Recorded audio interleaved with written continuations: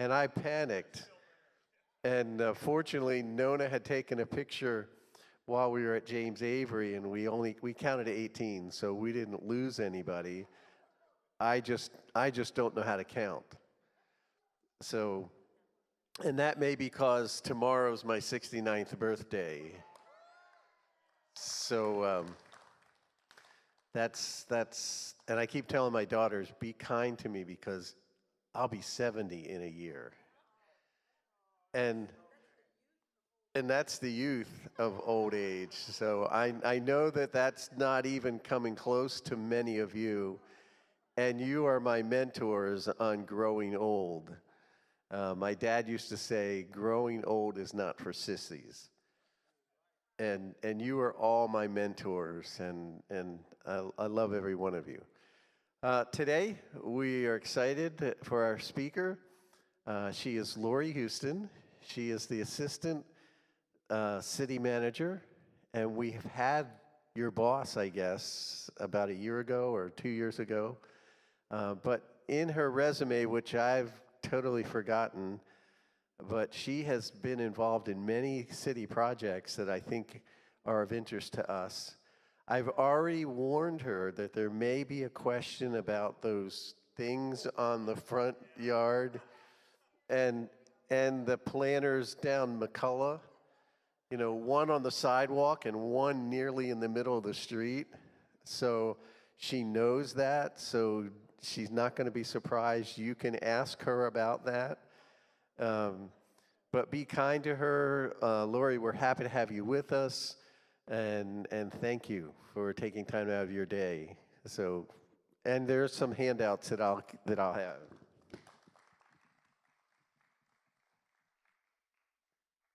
Thank you and happy birthday. I'm Lori Houston. I'm an assistant city manager with the city. I've been in this position since 2015, and prior to that, I was with the city also for 16, actually, it would have been 14 years. So I started with the city in 2002. I've been with the city for 21 years, and I started as an intern, and now I'm an assistant city manager. And some notable projects that I have led, I was the project manager for the river extension going from downtown to Pearl. I was the person that negotiated the agreement for bringing a grocery store downtown. And I also was responsible for the negotiation and development of the new Frost Tower and then the city moving into the old Frost Tower and helping catalyze more development in that area. And I am currently, as an assistant city manager, I oversee the Department of Human Services, and they handle homelessness, migrant services, and other federal funding requirements. Downtown development, which is basically your Riverwalk parking, as well as other development projects. The Department of Arts and Culture, so all the great public art we have, and then we also have a great film office and music office. And then I also oversee the Alamo Project. I've been working on the Alamo since 2012. I oversee the Department of Historic Preservation and the World Heritage Office, as well as Neighborhood and Housing Services, which is our affordable housing arm. So some would say those are, and you've got all the horrible departments and the challenges, but I look at it as I stay busy, I get to make a contribution, and things I like to say when I talk about those departments, it's homelessness, it's migrant services, it's affordable housing. I work with a lot of people that handle our vulnerable populations. And I feel like when I became a mom in 2014, my heart started to grow and really prepared me for that, those divisions, because really I was so focused on development. And then I had the baby, and then Cheryl Scully promoted me when the baby was a year old. And I didn't get human services until Eric Walsh came on in 2018 and affordable housing. And I was thinking, oh God, they're going to hate me because everybody looks at me as the development person and gentrification. But it's probably one of the most rewarding jobs I have is working with that vulnerable population and helping really make an impact in San Antonio. But I gotta say, the development part, that's a lot of fun too. Every project comes with challenges. First Presbyterian, you all have the best reputation because of numerous things, I'm sure, but you have the best daycare. You really do. You are accredited, and when I have female employees who come to me and talk to me about, what do you do with daycare? I'm going to be a new mom, and I tell them, if you want your daycare to be close to where you work, then go to First Pres and get on that list now and pray, because it takes a while, but it takes a while because it's the best. And so I parked and I could see the children playing, and just wanted to let you know that that's how I knew you. And it was because women constantly brag about your program and your accreditation. So something for you all to share, to know about. I'm going to present two projects, two PowerPoints. The first one is the one I hate presenting, and it's the one with all the bad news. It's about capital projects and everything that you want to complain about. And I'm here to say I can answer those questions, and I can get you contacts with who you can call. But we've got a lot of projects going on downtown, as you all can see. And then I'm going to do another presentation that's going to really talk about just the state of downtown. And I do want to briefly go over homelessness, because I think everybody has concerns about what's happening. I want to go over security and safety, and then I'll go over housing, and then catalytic projects. So the Alamo and Hemisphere and everything. So my first presentation, this is actually one that Public Works does on a regular basis. And Hank, is there a way I could see the presentation back there? Okay. So Public Works, they have a big job. They're managing a lot of projects right now, more than they usually would. I keep turning this off.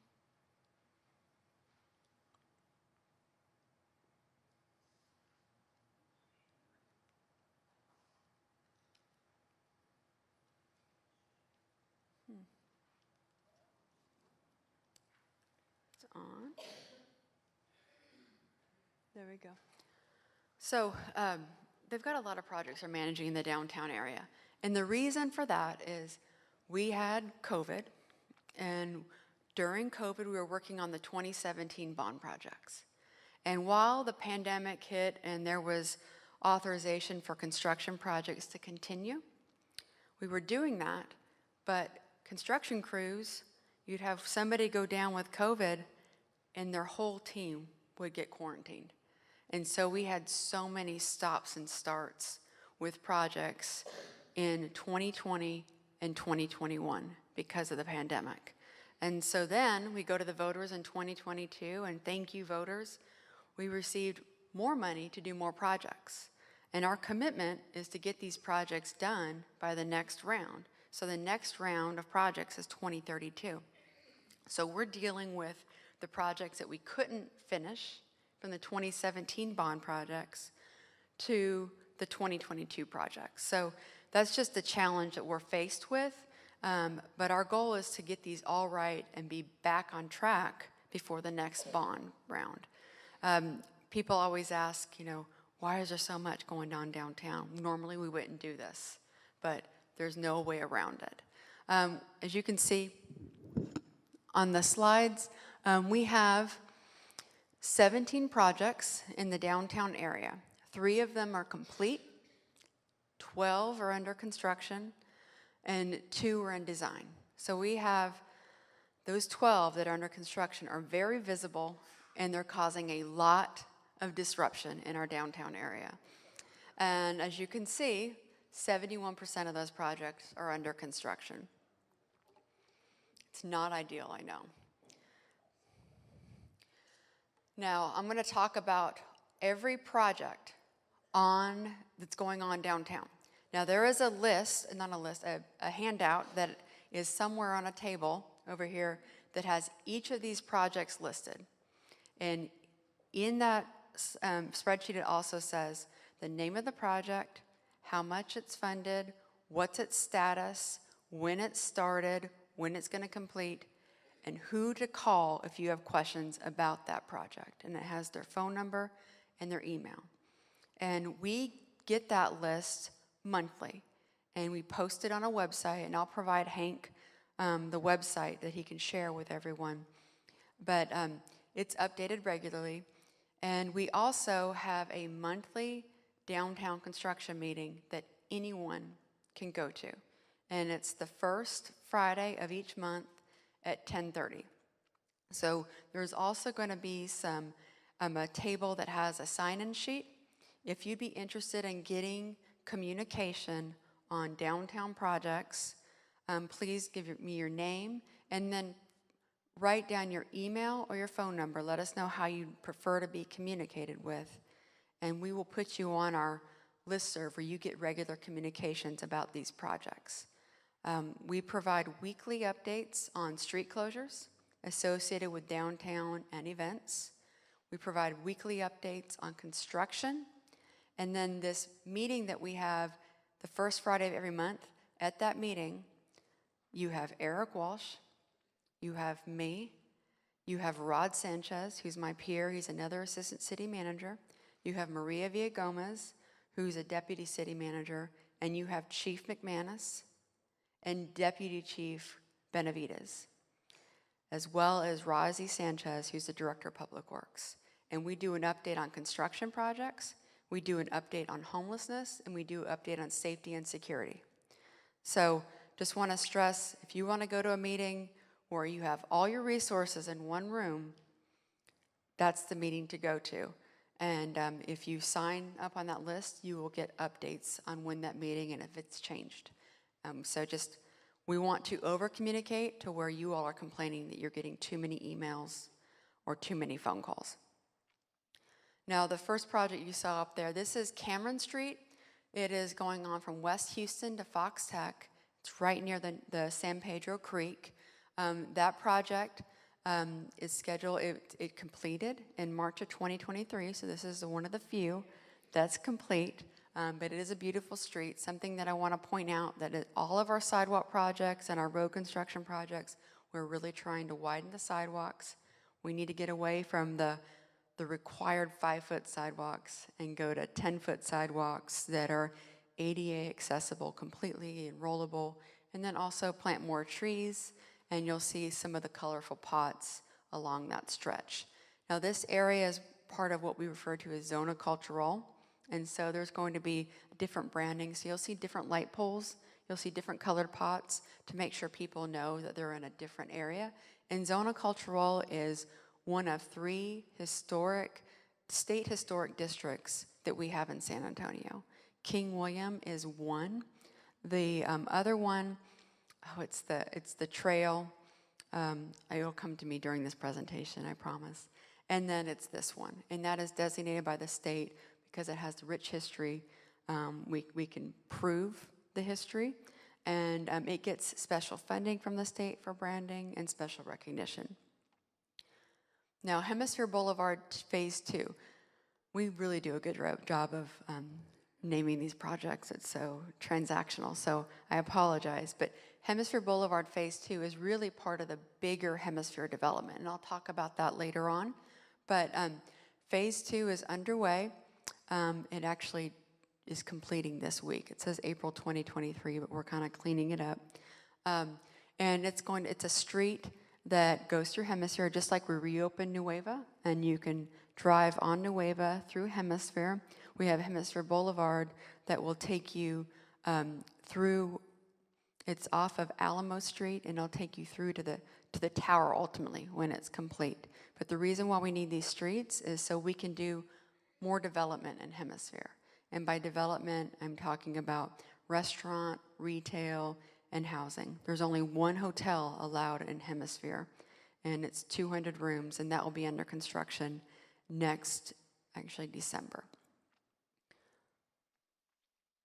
Then we have La Villita. This is a really cool project that people really don't know is happening, but right now we're doing a lot of improvements to the plaza. We refer to that as Maverick Plaza. So we removed the fountain, and if I'm just going to be honest, I hate fountains. They are so hard to maintain, and we shut them down. And then when we're in stage 1 drought, we have to shut our fountains down. And so it's not doing the purpose on a hot day. So we need to come up with better ways. But this fountain was problematic. We ended up removing it. There's going to be better lighting, better fencing within the plaza. Now, what we've also done is we've partnered with 3 chefs that are going to come in and build 3 new restaurants in Maverick Plaza. Johnny Hernandez is the lead chef, and he's bringing on 2 chefs that he's mentored, and they're going to do Mexican, German, and Spanish. And those projects will start in about 6 months after we finish the plaza improvements. So in these plaza improvements, we're also doing utilities, better Wi-Fi, and we're doing some improvements so NIOSA can be more efficient and we don't have to bring as many generators in, and that'll help bring up more space for them as well. So yes. Yes. Yes. Yes. So we are working closely with NIOSA. They have been working with us on the type of improvements we're doing, utility improvements that will help them. And NIOSA is going to stay. Yeah, NIOSA is going to stay. NIOSA is going to stay in Maverick Park, in La Vita. And we worked with them this past NIOSA. We actually made sure it was clean for NIOSA. We opened up South Alamo that's under construction so they can have their event, because that's your biggest moneymaker. And we want to make sure you continue to do that. You're welcome. Main Plaza, freaking fountains, like, I'm sorry, just like, it's another thing. Those fountains, right now, you see the fountains on. We've gone in and basically removed the faucet. Like, so you kind of have all the work underneath that makes the fountain work, and then you have the stuff on top that makes the water come out. So we have had to go in, and there's granite on top of them. So you'll go there now, and there's no fountain. We're going to be doing hopefully a major fresh up of Main Plaza, and we'll be looking at the future of those fountains. Because once again, it's there to be calming and be there for retreat on a hot day. Drought restrictions come in, we got to turn them off. They get clogged, and so really, what purpose can we use this space for something else? And so we're going to be starting those community conversations probably in early fall with this. But we are doing some improvements, just the fountain removal. And when I say removal, we basically just covered up the fountains so water can't come out, but the infrastructure is still underneath in case you want to bring them back, and then just stabilization.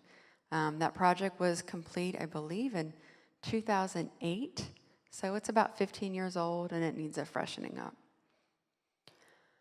Civic Park Phase 1, and Civic Park Continuous Phase 1, and then there's another Civic Park Phase 2 I'll talk about later on. And I'm going to include this in part of our catalytic projects. But what you need to know about Civic Park Phase 1 is it's basically the green lawn that's going to be about 9 acres in the corner of Market and Alamo Street. It's going to be right there. And I'll show you a better map when I get to the catalytic projects. But that's where we're going to have our big events. So the Final Four in 2025, we actually are required to have this project up and running because they need that space for their big concerts and public events. So it'll be done in September 2023. There will be some fountains in there that'll be lower maintenance and that are not dependent on the drought restrictions based on the type of source we're using. But it's also going to be a lot of shade. There's going to be a stage for large events. There's going to be activated spaces, but it's going to be a big green space, and people will be able to use it. Something we definitely need in San Antonio because we don't have a lot of opportunities when we have large events coming. Where do you go? And you can see, if you were to go by today on the corner of Alamo and Market, it is under construction and it's blowing and going. Now, City Tower, this is a boring one, but it's part of the 14, so I want to make sure the numbers add up. But this is the project where we purchased the old Frost Bank Tower so they could build a new Frost Bank Tower. That's going to be done in the fall.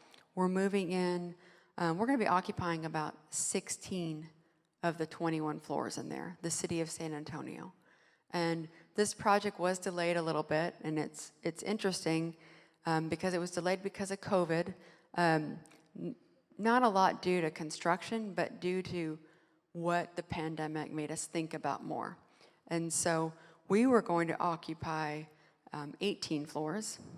And then during COVID, you know, we noticed that we had 8 cubicles in a pack, and we needed to give employees more space. And so we ended up doing 6 cubicles, removing 2, give them more space. And then we found out that people can be trusted to work from home. I think everyone was kind of freaked out about that. How is it going to work? But we did not see a decrease in work productivity. And we're able to monitor through IT certain things. So if you're doing your work from the Virgin Islands, we're going to find out and be like, what are you doing? But we were able to work that out. And so now we decreased our floors to 16 floors. We would have gone more if we didn't have to increase the space for each employee. But it's 16 floors, but that redesign was kind of a big deal when you're looking at all those floors you're redesigning for 6 cubicles per pack versus 8. But it will be open September 2023. It will no longer look like the Frost Bank that you remember in 2019, pre-COVID. It's a complete overhaul, and it's absolutely beautiful. Commerce Street, this project is forever ongoing. It'll be complete in September of 2023.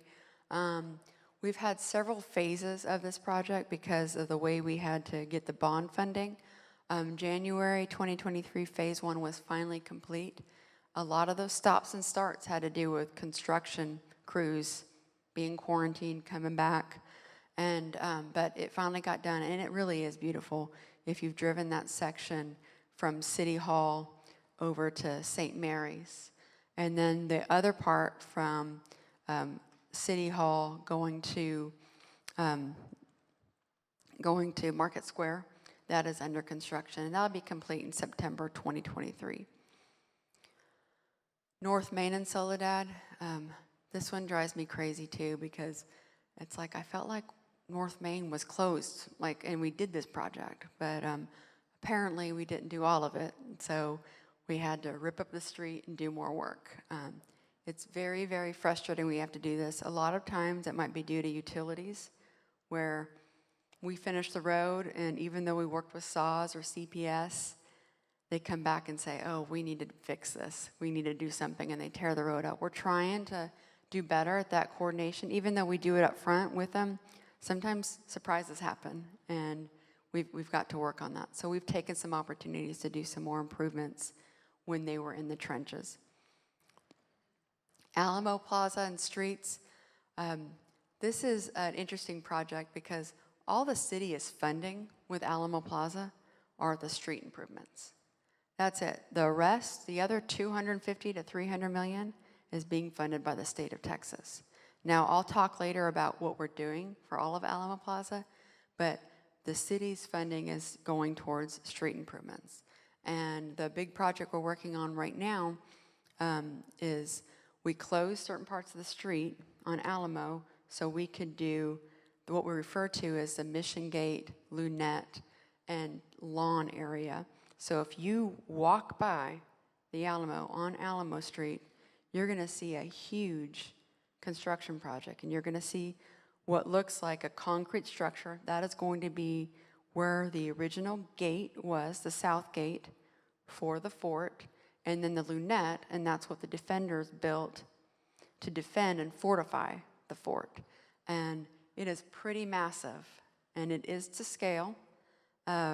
So I would encourage you to go look at this project and really see, it's pretty amazing that this was built, you know, well, the gate was built prior to 1800, and then the fortification with Lunette was in the 1835, 1836.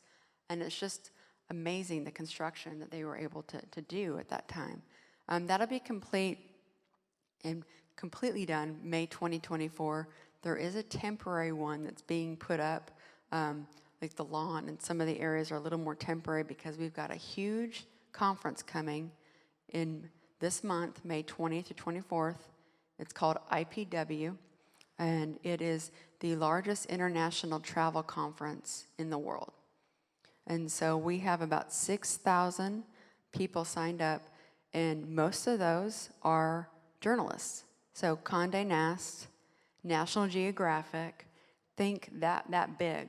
And they're coming to San Antonio to have several meetings, but they are going to do a lot of writing and reporting on what San Antonio has to offer. And we want to make sure that they see that we're completely under construction and, and that we don't inconvenience them. We know how to manage projects, and also that they know that all these construction projects are going to be done, so they're going to encourage visitors to come back. What we've estimated is that in the next 3 years, just that conference alone will bring us 400,000 tourists. So it's a huge boom.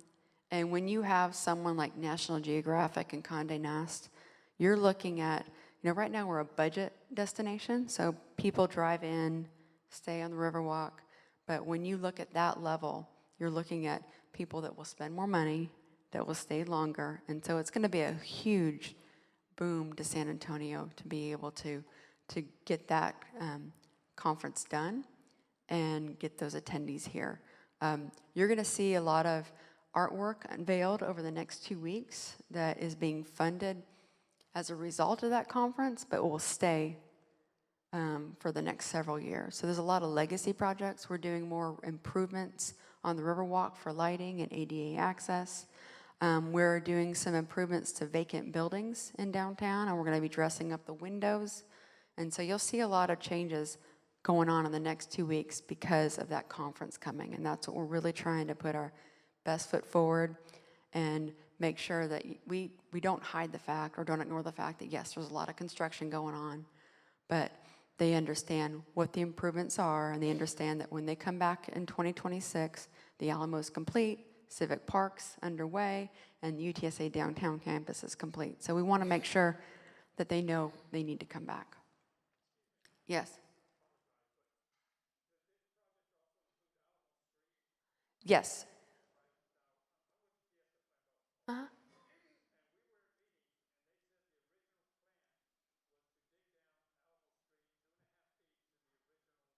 Yes.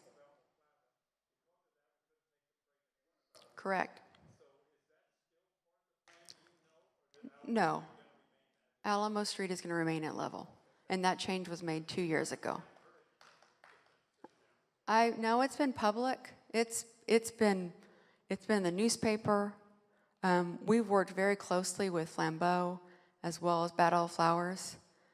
So that was made 2 years ago, and Flambeau and the Battle of Flowers organizations came and spoke in favor of it. Oh, Broadway Street. I was trying to sneak past you all on Broadway Street. So what do you call it, a telenovela? I mean, this street has become. The big issue we're having right now with Broadway Street in general is that we had funding that was coming from the state, and that was going to completely fund this project. Governor Abbott came back and said, well, yeah, I funded the project, but I didn't think that meant you were going to reduce lane capacity. And we were reducing lane capacity, 1 lane, to make the sidewalks wider, to add on-street parking. And but because we can't reduce 1 lane, we're looking at, first, what is the state going to do? Are they going to support any new project there? And then based on what they're going to do, what can we do with that to make it more pedestrian friendly? The one section that is going to continue is a section that you're seeing right now, and that's mainly from downtown, basically to Jones, 8th to Jones. And you're going to see a lot of construction between now and June 2024 for the entire project, but this section should conclude soon. It has been under construction for a long time, but the first part, really, the utilities, it took a lot of work to get AT&T, CPS, and SAWS to each get in there, move their utilities for that project in the downtown area. The good thing about the project that's under construction now, it doesn't have any state funding. That is completely city funded. So that's going to continue, but unfortunately you're going to see a project that has wide sidewalks and all the improvements, and then it's going to change a little bit when you get further north. But we are working to try to resolve this issue, and but you probably read on the paper, it's been quite a mess. These are some construction photos of what the project's looking like for the wider sidewalks. We're going to do planters. We're going to have better lighting. There's going to be bike lanes on Avenue B in North Alamo. Originally, if you recall, these bike lanes were on Broadway, but what we heard from the community is that they wanted on-street parking too, and so you can't do both, and so we compromised and worked with the biking community, and we were able to get those lanes moved to Alamo and Avenue B. This is the other zone of cultural streets. There's going to be more work from Frio to Santa Rosa, so that will be complete in December of 2024, and a lot of this work is so long because of the utilities. These utilities in the street are very old. We need to go and take the opportunity to allow each of the utility companies to go in there and do upgrades as needed or move them. San Saba, that's a project that's going to be starting this month, and that is the section between, it's San Saba from Dolorosa to Commerce. That's going to be completely dug up. And that is the section of, if you have Market Square, you have the farmer's market, then you have San Saba, and then you have the Mercado. And so it's going to divide through there. And we're working closely with those tenants. We will be providing grants to some of those tenants for the construction inconvenience, because who's going to go to the farmer's market if you've got to cross a major construction project? So those are some of the things we're working on.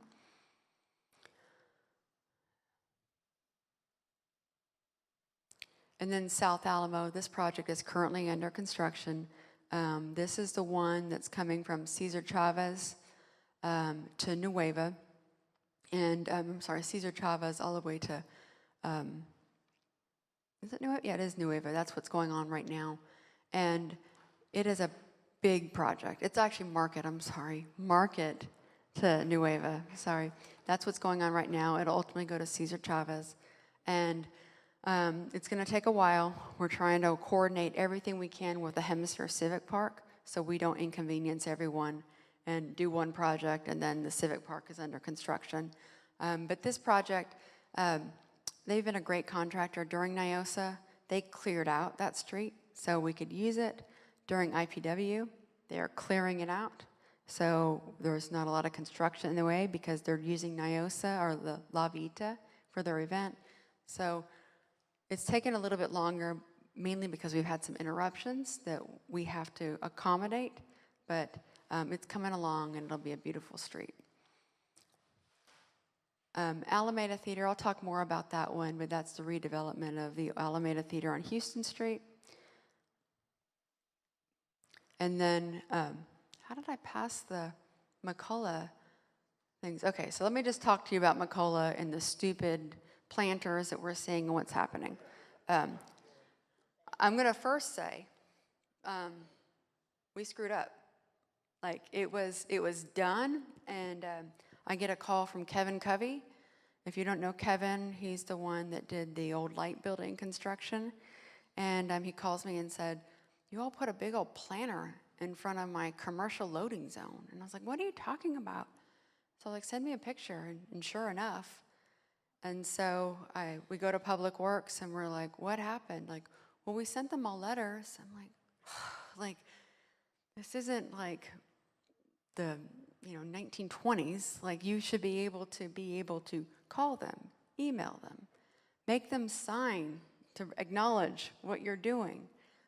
So we are revisiting all of that. We are having to go and meet with each property owner, make sure that we're not blocking their way.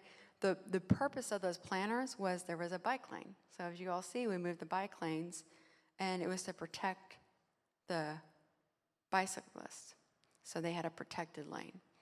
Well, we can't do that if we have to accommodate driveways, approaches, and commercial loading. So you're going to see some changes on that. And I mean, this is one of the ones where Eric and I are just like, this is why people think we're stupid, because we do things like that. And so I don't have any better excuse other than staff missed it, and we are fixing it, and we're addressing it. So I apologize for that. I think the leadership was kind of caught off guard, and like I said, I got that call, and I was like, "Are you kidding me? Like, how does this happen?" So, just so you know, I'm apologetic. It is the city's fault, but we are trying to fix it, and we will do better, as my daughter tells me. I will do better.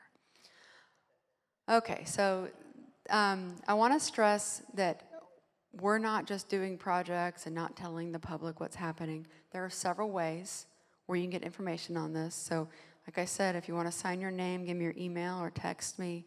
Give me your cell phone number that you'd like to receive text. We will update you and put you on several lists, invite you to those meetings. You might get too much information, so you can always opt out of those as well. But just let us know if you'd like to be on that list, and give us the proper communication, and you will get the regular updates. And I'll make sure that I'm just going to add Hank on that list in general, so he knows what's going on as well. I'm going to go to my next presentation that's in a PowerPoint.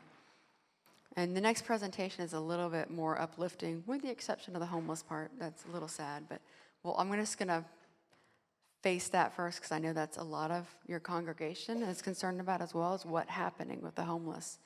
And while he's putting that up, this is another thing that the pandemic.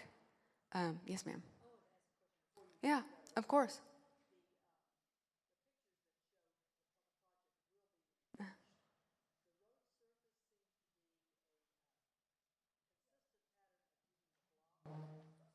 Okay.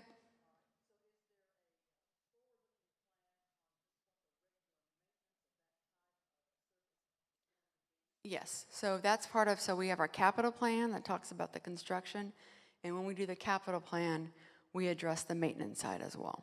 And so we know how often we need to maintain it, who's responsible for the maintenance of that, and so that's considered on our maintenance plan.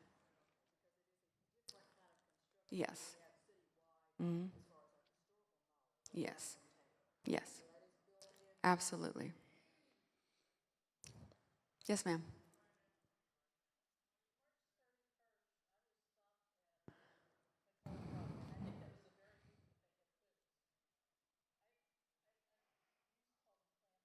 Mm-hmm.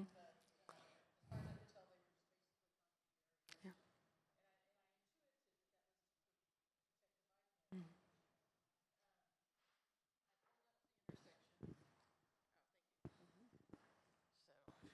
So March 31st, I pulled up to the intersection, stopped on Broadway to turn left, going this way.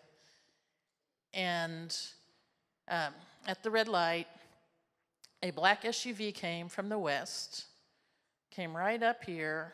A bicyclist came from the east and was going as fast as he could through the intersection. The SUV slowed, and I thought he had stopped, and then all of a sudden, he just turned straight in. I saw a head-on collision. The bicyclist, amazingly, was alive the last time I saw him. Flipped completely up in the air, up above the SUV, of course, from the force of the blow, and landed face down on the pavement about 20 feet away. And what I saw next is what really is more horrifying than whether that man had lived or died, because And I instinctively, I paused and I saw that all these people had witnessed this. I witnessed it. You know, your mind, as you're aging, it's more difficult. You know what you're supposed to do. Call 911, get out and render aid, you know, get the license plate. Unfortunately, we have to do that now. But it's hard to do everything at once. But instinctively, I just had this moment when I realized the person in the SUV is not showing any concern, and I jumped out of my vehicle to try to block his path because I intuited that he was about to take off. And then when I did that, he rolled down his window, and here is this man who, for all purposes, appeared to be dead, lying face down, that this man is just killed. And he just stood there and cursed and cursed and cursed the man. When the man started moving, he got worse and worse. It was like he was trying to finish him off. And to see someone who ostensibly has just killed a person show absolutely no concern is really obviously very upsetting, but also just shows how deep the problem is. And then when the police arrived, the man got up and was walking around. He was scalped. He lost the top of his head, literally, because he was not wearing a helmet. And had blood, of course, because that area bleeds a lot, had blood gushing down all sides of his body. But the SUV driver kept coming after me. And I told the police officer, keep him away from me because I'm a witness. And I just feel like this explains why we have the problem we have, the lack of respect for life, but then the police are not even ready to deal with that. Immediately, they should have said this instead of having the SUV driver tell what he wants the story to be.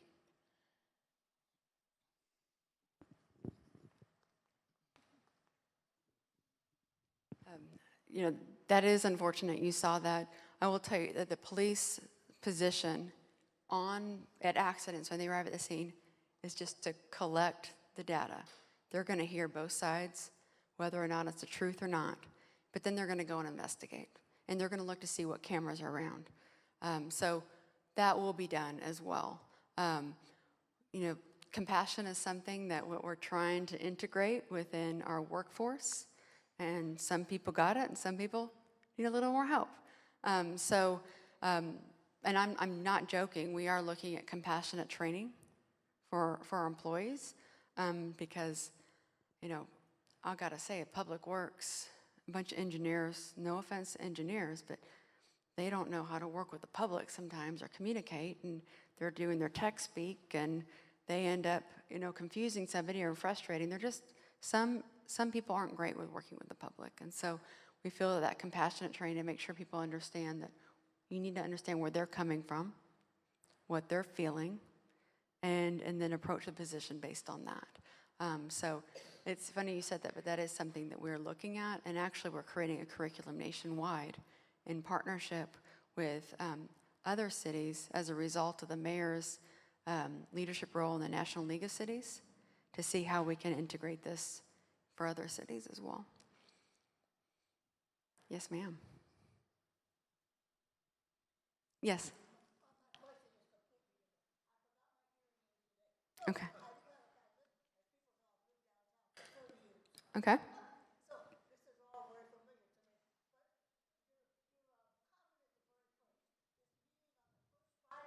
Yes. Yes, it is.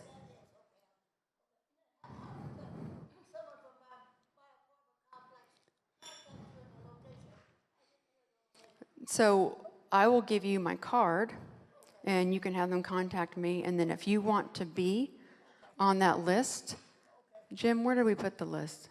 It's on the table over there, and sign, and we'll make sure you get added to that list. Mm-hmm.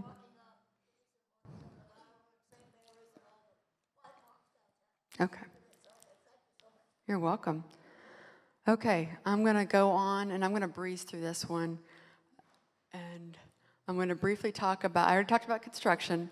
I'm going to talk about the unsheltered. We're going to talk about, can you get that one up too? Okay. Security. We're going to talk about housing. There we go. And then some catalytic projects. But I can breeze through this one pretty fast.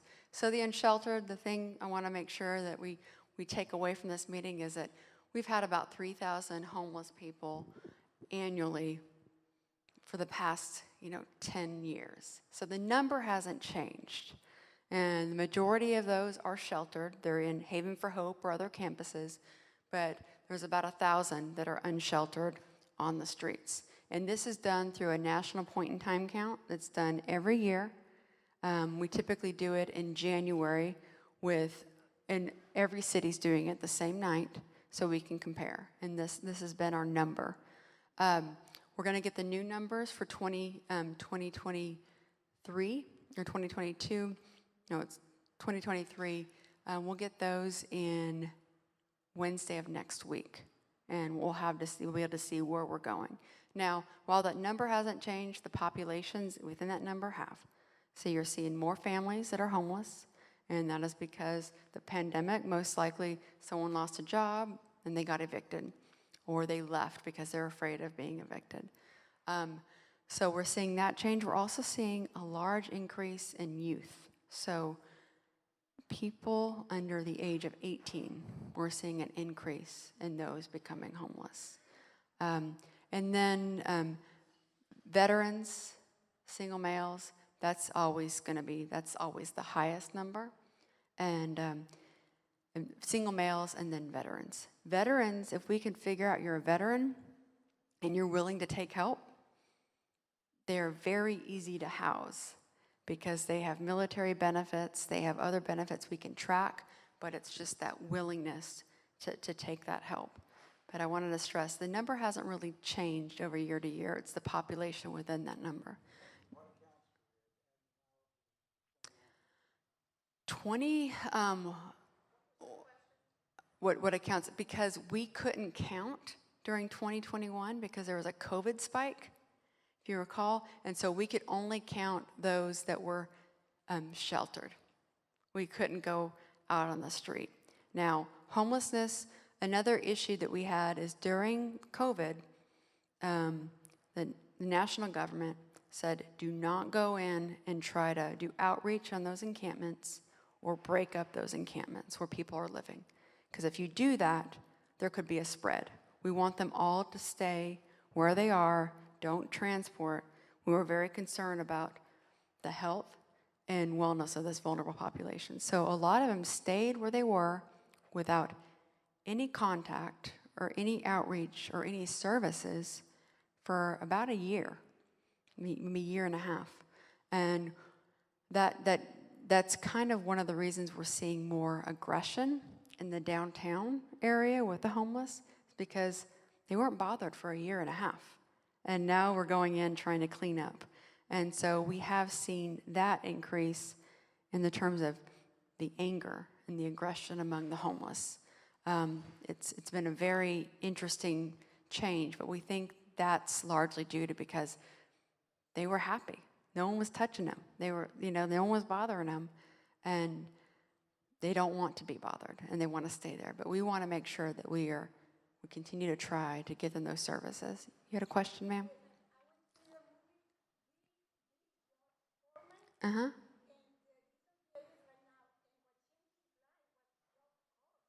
Mm-hmm. Oh.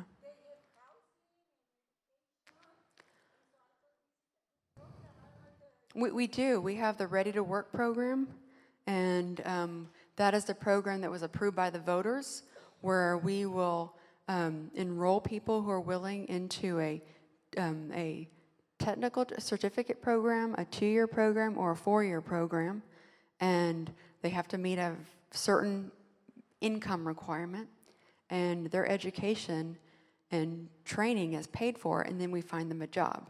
So, for example, a great example is a gentleman. He lost his job during the pandemic. He was making $10 an hour, and then he came to this program, got a CDL license, and now he's making $26 an hour. And so we are trying to integrate that program within our shelters. And in fact, we have a lot of foster youth that have taken advantage of that program, or homeless youth. And so we try to do that. Now, the problem with those that are unsheltered, we really want to get them there. We want to get them the job. but they need a home, they need to be sober, and they need other services, and so they may not be work ready, and they may never be work ready. And so what we try to do is integrate Ready to Work into our shelters and other programs like SAM Ministries to make sure that we can help those that can work and are willing to work. I'm just going to briefly talk about outreach. We have 35 street outreach workers in downtown working on homeless. And to stress how hard this job is, you may have a homeless person who you go and sit next to, and they won't talk to you for a week. They just don't want to open up. And to understand the trauma these individuals have faced, one of the saddest stories I've heard, but it's has a great ending. But there's a woman who's one of our outreach workers, and she's 27, been sober from meth for 8 years, and when she was 15 years old, her dad and his friends no longer wanted to rape her because she was too old. And so what did they do? They dumped her underneath the interstate. And so she found her family underneath the interstate, and those are her people. And she got addicted to meth, and it took one of our outreach workers to talk to her, and she wouldn't talk for weeks. And something just changed. She opened up, and we got her in to detox, got her into a program, and now she is a outreach worker doing the same thing. And that, if I'm homeless, that's who I want talking to me. It's a very heartbreaking story when you hear her tell it, but everybody has a story like that. And I couldn't imagine, and it's like, what is it these people have where they can just, okay, I'm going to turn my life around. And it's such an uplifting story when you talk to her. We do have 35.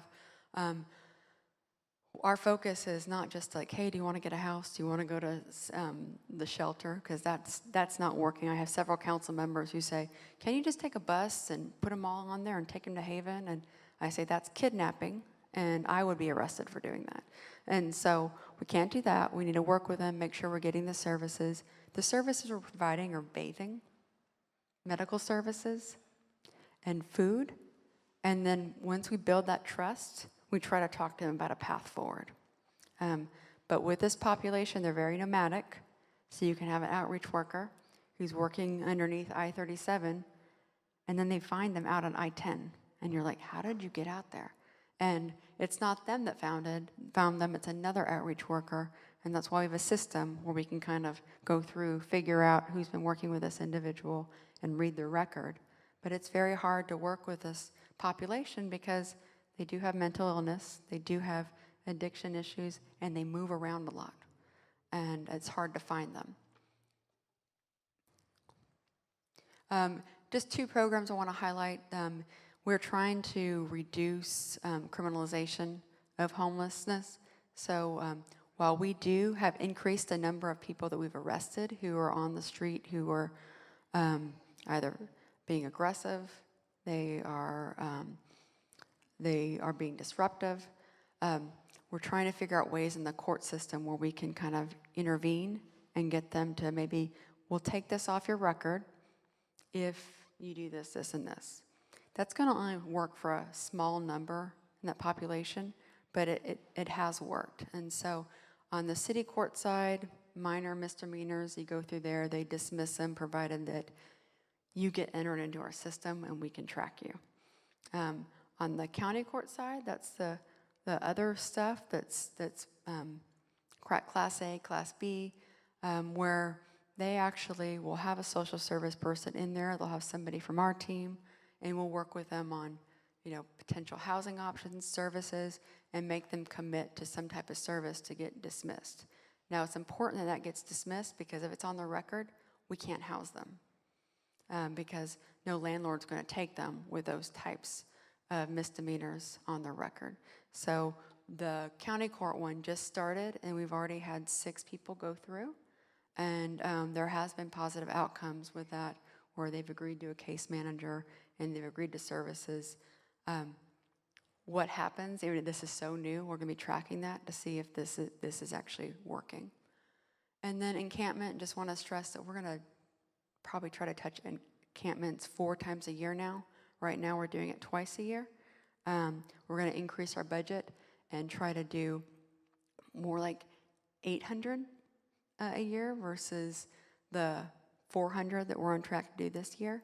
And because the encampments, that's where you get that entitlement built up. This is where I live. We've got trash issues. We've got sanitary issues.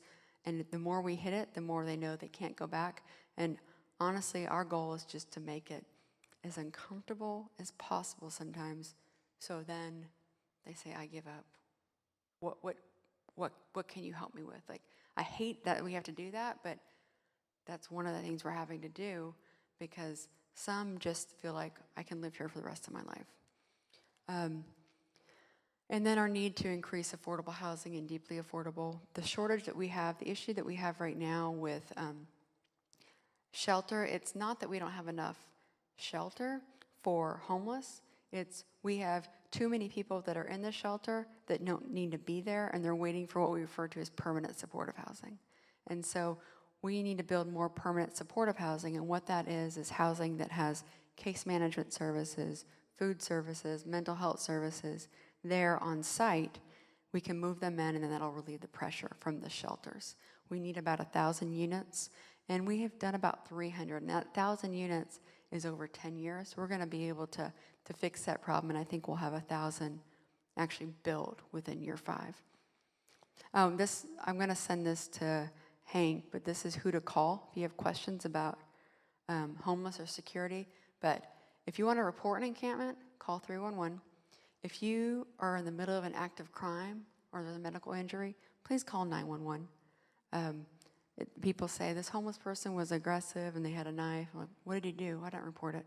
Call 911. We need to make sure that we are getting that in the system as hotspots so we can do more patrols in that area. And then report non-criminal activity to Bike Patrol. That is their number. There is a safe officer assigned to this area, and they will be able to get you that contact. And then if you see people experiencing homeless or at risk of homelessness, you can call 207-1799, and we can provide services, maybe rental assistance so they don't get evicted. There's certain programs that we have to help prevent homelessness, and that's a number you can call if you see someone, you have their number, and we can work with them.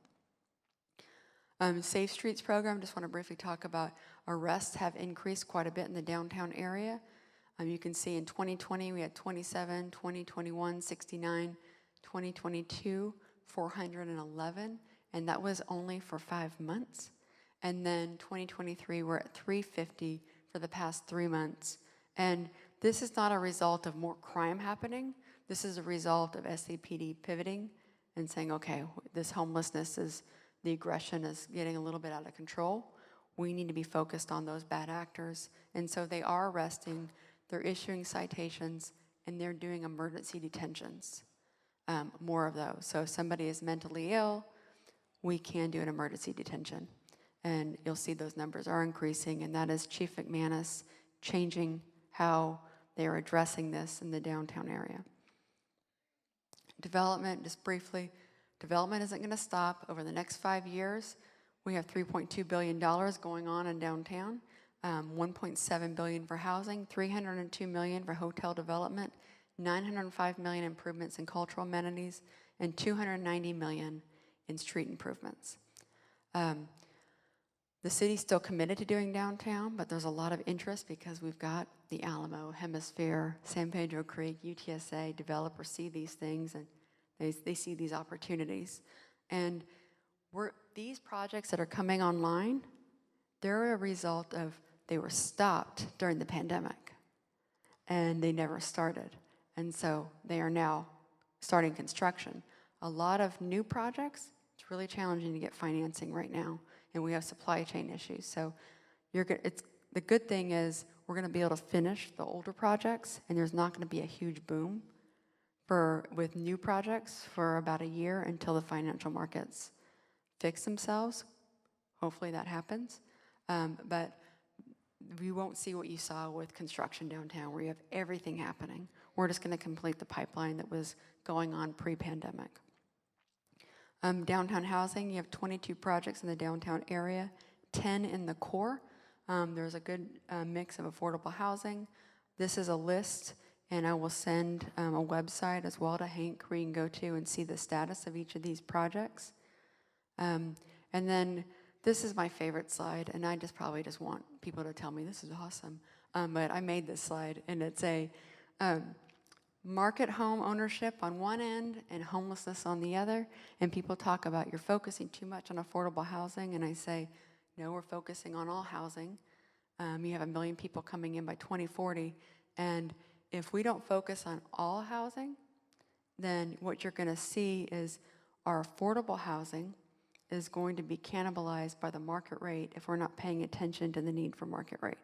And so there is still a need for market rate in the downtown area.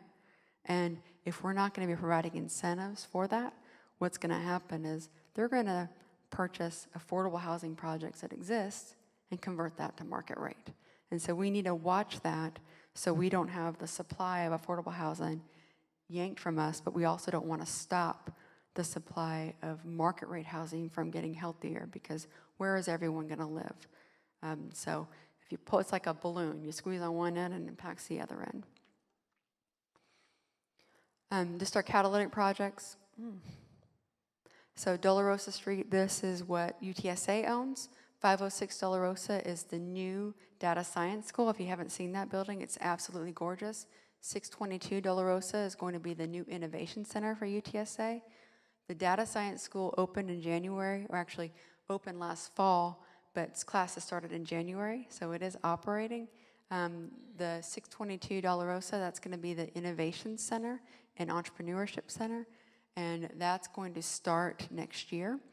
And then 702 Dolorosa, they're still deciding what they're going to do with that, but UTSA is planning on bringing 10,000 students to downtown over the next 10 years. They're going to keep it. So they're keeping the campus on Frio, and that has their public administration programs. But they're following the model for Arizona State, where Arizona State has several campuses within the Phoenix metro area. And you can go to the downtown campus is what they have for like law school and their communications, their Walter Cronkite School. And then they have the main campus, and they're developing these small mini campuses to just spread out the university. And that's something that we're looking at as well, but keeping that strong connection between Frio and this campus. Alameda Theater, this will be complete. It's actually spring of 2025. I apologize, but I'm sure you all know the history of this building. It was the first Latino-focused programming building, and we're going to continue that, and we will have Latino-focused programming and other programming, but it's bringing that whole building back to life and keeping some of the historic contributors to that building. La Villita, I've talked about that. There's going to be 3 new restaurants, programming opportunities, kind of leveraging our City of Gastronomy plan. The Alamo, this is, I've been working on this since 2012. We finally have our ducks in a row and things are moving forward. We just finished the collections building, and that is the building that is on, you see it on the bottom of that slide. It's behind the Alamo. That's where you have the Genesis guy. What's his name? The singer? Phil Collins exhibit, thank you. Phil Collins exhibit is in there, and other artifacts, and it's going to be there's a learning lab in there. And then the museum, if we can get through this eminent domain process, we can start construction in the summer on that museum, and that museum will be open in early 2026. And while we do that museum, the plaza improvements will be going on as well, and that all will be complete in 2026. It's hard for me to separate the plaza from the museum because we're going to treat the plaza like a museum. There's so many artifacts on the plaza, whether it's a cenotaph, whether it's burial grounds. Want to make sure that we're highlighting those. And if you haven't, please go to the exhibits. The collections building is so beautiful, and you can see that a lot of Phil's stuff is legit for sure. Hemisphere, I want to go to this slide. So you can see there you have the Great Lawn, then you're going to have the Zocalo, which includes the major stage, and then you're going to have the area called the Shallows. It will have some low water in that, and then you also have the gardens. That's going to be complete March of 2025, right in time for Final Four, which is April 4th through 7th of 2025. We love getting Final Fours here because the economic impact is huge. San Antonio's skyline is all over the national news, and they love coming to San Antonio because of the walkability. They don't need to bus people to different games. Everything can be downtown. So we're hoping that this improvement will show them that we're serious and we can kind of get on a rotation. So every 5 to 6 years, we have a Final Four. And that is it. That's a lot, but thank you for allowing me to go a little bit over.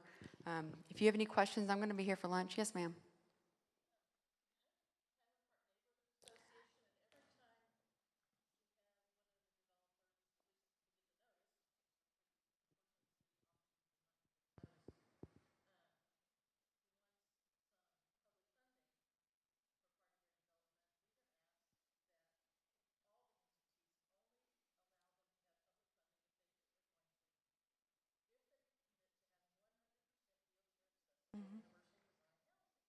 Well, first, universal design does not mean 100%.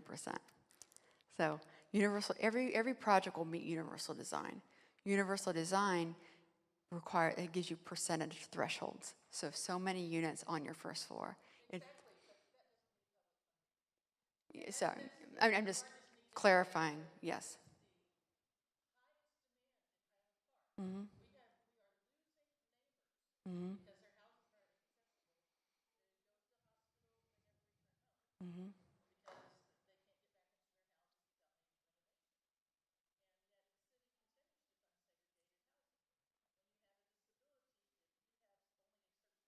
Mm-hmm.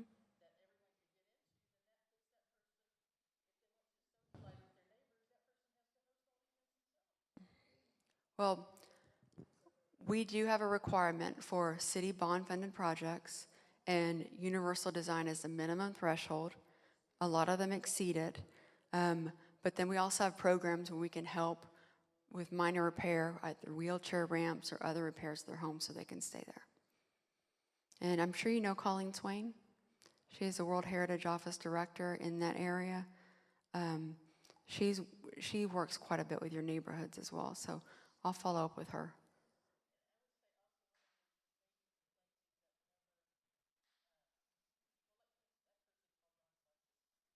Yeah.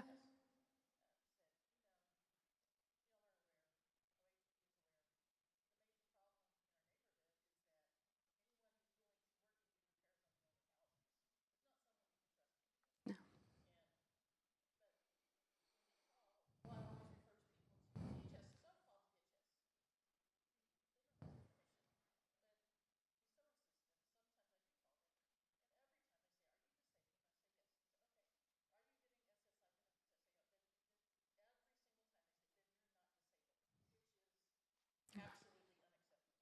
Okay.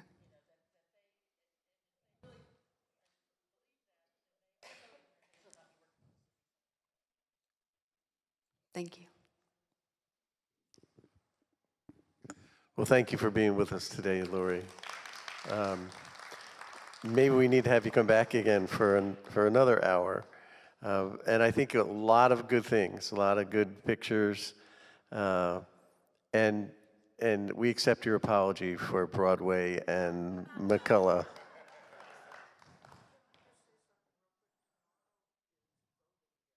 Hmm.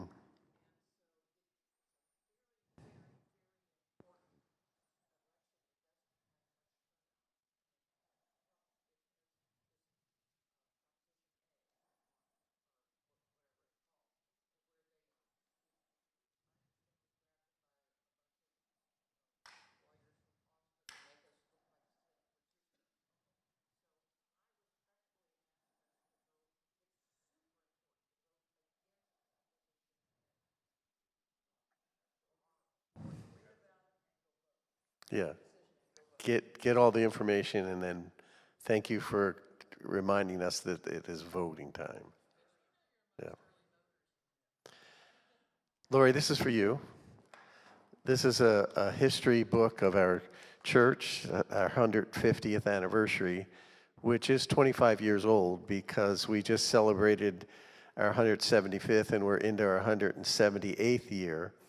But it gives you a little bit of background of our church. I don't know how much you know about First Press, but that's a token of our appreciation for you being here. Yeah. I'm sorry I went over, but I've got a lot to say. Yeah. Well, I don't think anybody's hangry yet.